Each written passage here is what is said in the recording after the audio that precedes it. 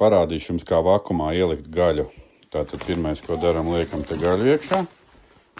Maisā, nezinu, ielīdīs tāds gabals, neielīdīs milzīgs. Šitādu aparātiņu var nopirkt zem letis.lv.